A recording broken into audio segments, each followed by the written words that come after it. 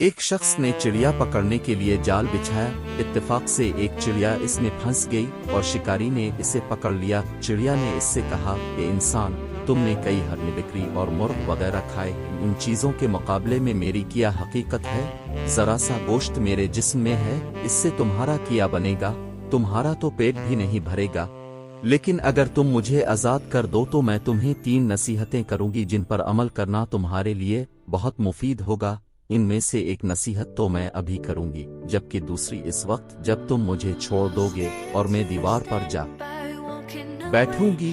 اس کے بعد تیسری اور آخری نصیحت اس وقت کروں گی جب دیوار سے الفاڑ کر سامنے درخت کی شاخ پر جا بیٹھوں گی۔ اس شخص کے دل میں تجسس پیدا ہوا کہ نہ جانے چڑیا کیا فائدہ مند نصیحتیں کرے۔ اس نے چڑیا کی بات مانتے ہوئے اس سے کہا، تم مجھے پہلی نصیحت کرو پھر میں تمہیں چھوڑ دوں گا۔ چنانچہ چڑیا نے کہا، میری پہلی نصیحت یہ ہے کہ جو بات کبھی نہیں ہو سکتی اس کا یقین مت کرنا۔ یہ سن کر اس آدمی نے چڑیا کو چھوڑ دیا اور وہ سامنے دیوار پر جا بیٹھی۔ پھر بولی، میری دوسری نصیحت یہ ہے کہ جو بات ہو جائے اس کا غم نہ کرنا۔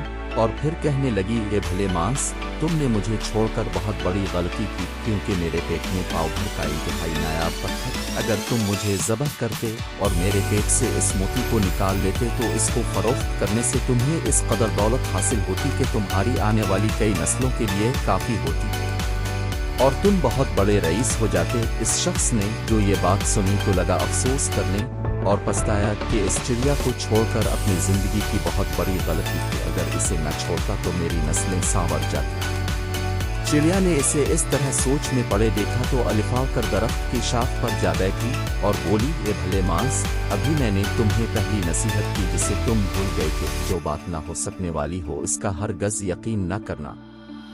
لیکن تم نے میری اس بات کا اعتبار کر لیا کہ میں 6 ٹاک بھر وزن رکھنے والی چڑیا اپنے پیٹ میں 1 پاؤ وزن کا موتی رکھتی ہوں۔ کیا یہ ممکن ہے؟ میں نے تمہیں دوسری نصیحت یہ کی تھی کہ جو بات ہو جائے اس کا غم نہ کرنا، مگر تم نے دوسری نصیحت کا بھی کوئی اثر نہ لیا اور غم و افسوس میں مبتلا ہو گئے کہ خواہ مخواہ مجھے جانے دیا۔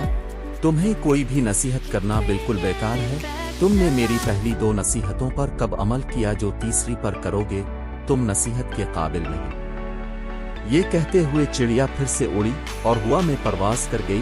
وہ شخص وہیں کھڑا چڑیا کی باتوں پر غور و فکر کرتے ہوئے سوچوں میں کھو گیا۔ حاصل کلام یہ کہ وہ لوگ خوش نصیب ہوتے ہیں جنہیں کوئی نصیحت کرنے والا ہو۔ ہم اکثر خود کو عقل کل سمجھتے ہوئے اپنے مخلص ساتھیوں اور بزرگوں کی نصیحتوں پر کان نہیں دھرتے اور اس میں نقصان ہمارا ہی ہوتا ہے۔ یہ نصیحتیں صرف کہنے کی باتیں نہیں ہوتی کہ کسی نے کہہ لیا ہم نے سن لیا، بلکہ دانائی اور دوسروں کے تجربات سے حاصل ہونے والے انمول اثاثے ہیں جو یقیناً ہمارے لیے مشن راہ ثابت ہو سکتے ہیں اگر ہم ان نصیحتوں پر عمل بھی کریں۔